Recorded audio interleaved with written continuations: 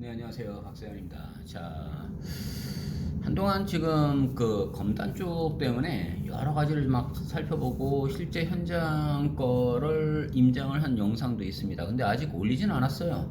왜냐면 그 임장 영상까지 뭐 굳이 뭐 봐가지고 괜찮다 싶을 때는 좀 볼 거고요. 지금은 일단은 지금 뭘 볼 거냐면요.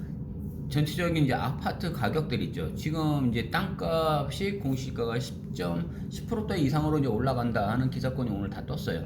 그럼 아파트 정도의 시세들을 한번 좀 살펴보면서 내년을 한번 봐야 되는 거예요, 우리가.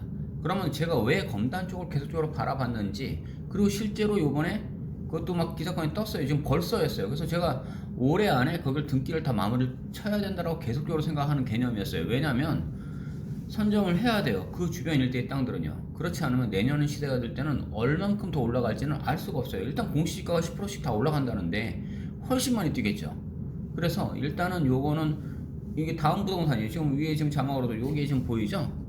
그냥 실제로 가격 형성되어 있는 것들을 살펴보면서 뭐 그냥 토지 투자로만 바라보는 사람이 어떻게 좀 볼 수 있는지, 그냥 땅값 있는 것들, 아파트 가격들 있는 것들 그냥 있는 팩트 그대로만 보면서 얘기를 해볼게요. 뭐 참고적으로 좀 얘기하다 보면 내년에 아유 나 이 대통령도 진짜 누구를 뽑아야 됩니까? 아들이 무슨 뭐 도박은 둘째치고 무슨 뭐 아니 진짜 황당히 죽는 줄 알았어요. 여자 3억 이 말에 내가 진짜 할 말 없어요.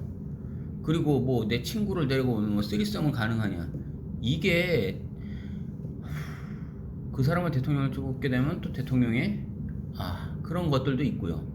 또 아니 본인이 조국을 붙잡고 막 그렇게까지 잡고 뭐 조국을 지금 옹호하지도 않아요. 전혀 전부 다 그 사람들도 근데 좋겠습니까? 저는 옹호하지 않는다니까. 정치했던 그 사람들 다 누구도 옹호하지 않아요. 근데 그랬던 사람이 자기 와이프는 같군요. 한두 개가 아닌 것 같아요. 이게 지금 있다 보면. 근데 또 어저께 또 이 화천대유인가요? 뭔가 뭐 그 대장동 그것 때문에 한 사람 또 죽었죠. 또 이 파란 당 빨간 당 이거 지금 난리도 아닌데 그렇다고 다른 당은 또 좋아하지도 않아요. 여하튼 이런 가운데서도 우리는 뭐를 찾아야 돼요? 돈 되는 거 찾아야죠. 자, 한번 살펴봅시다. 자, 이렇게 쭉 봤어요. 그냥 이거는 뭐냐면 다음 부동산 뭐 네이버 부동산 어디든 마찬가지예요. 보통 평균가가 이런 정도라는 거예요. 자, 하남도 10억대예요. 구리도 8억대예요. 그리고 용산구가 22억대예요. 서초구가 26억대, 강남구, 송파구. 그래서 항상 요거 자체인데 이 마용성 때문에 지금 용산구가 이만큼 올라간 거예요. 실제로 여기 좀 그 비싼 그 부자들도 좀 있으니까 이런 정도로 보면 돼요. 그런데 요렇게까지 쪽에서 과천도 19억대 이렇게 나오죠 지금요. 성남시 이게 수정구 이쪽에서 뭐 분당 때문에 올 거고요. 자, 그런데 요 안쪽에서 조금만 확 떨어져 나가 보면은 안양 쪽으로 가면 6억대, 군포대 이런 정도로 포진이 돼 있죠. 그런데 인천 쪽으로 한번 넘어가 볼까요? 그러다 보면 여기가 부천이 6억대로 정도로 조금 더 좀 비싼 거예요. 아무래도 이쪽이 더 서울 쪽에 있으니까. 강서 쪽도 10억대를 지금 육박하고 있고요. 이게 다 평균치예요. 자, 그러면 제가 인천 이 서구 쪽에서 쭉 보자는 거였어요. 여기 이제 청라 쪽이죠. 서구 쪽에 보통 5억대. 자, 이제 계양구. 자, 김포. 검단 신도시. 김포시 전체가 지금 얼마대 돼 있어요? 6억대라는 얘기잖아요. 옆에 있으면 고양시 덕양. 이 일산 쪽 들어가는 쪽이잖아요.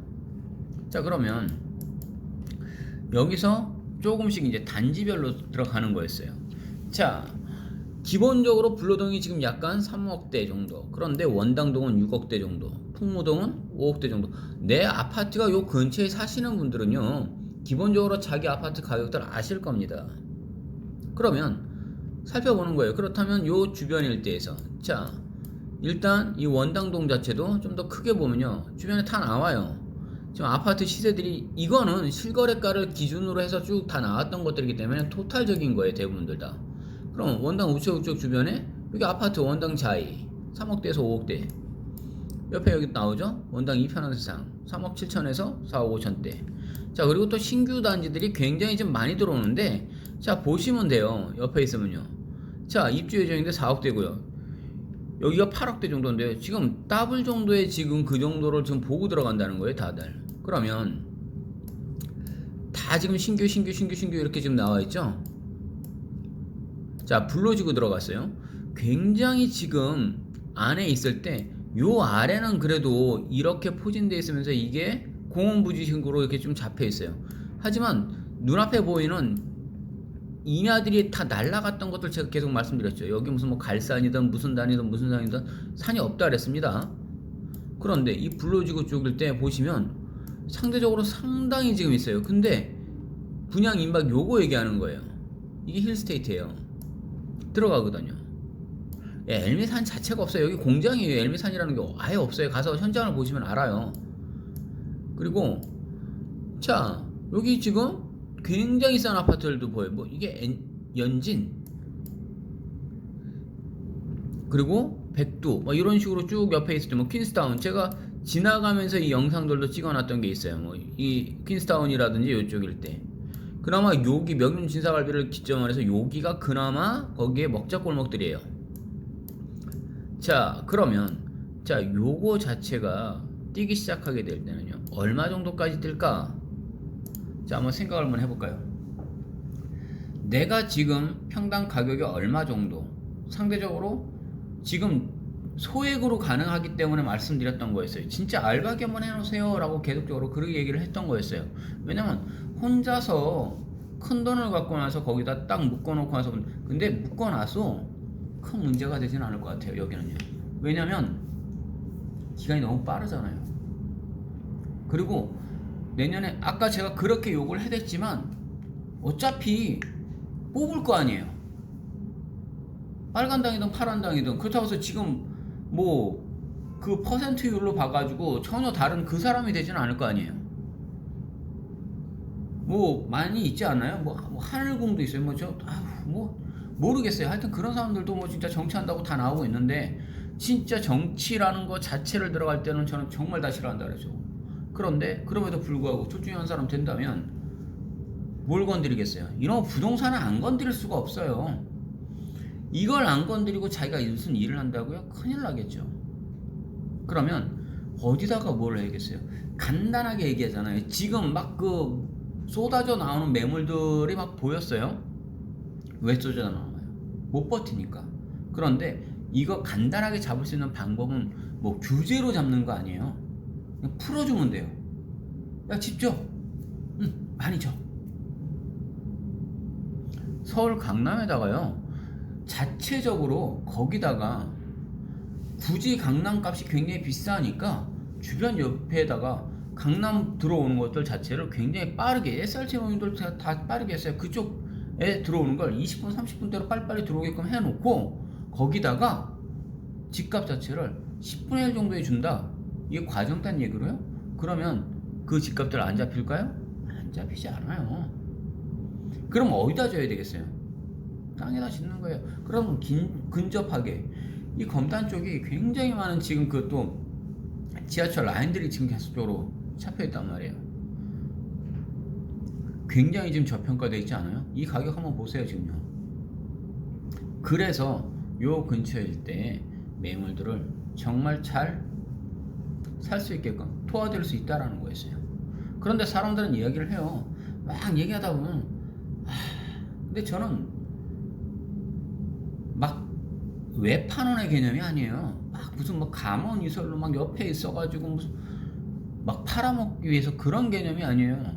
수익률을 봐주기 위해서 딱 하기 때문에 굉장히 딱딱 끊어지게끔 얘기할 수밖에 없어요.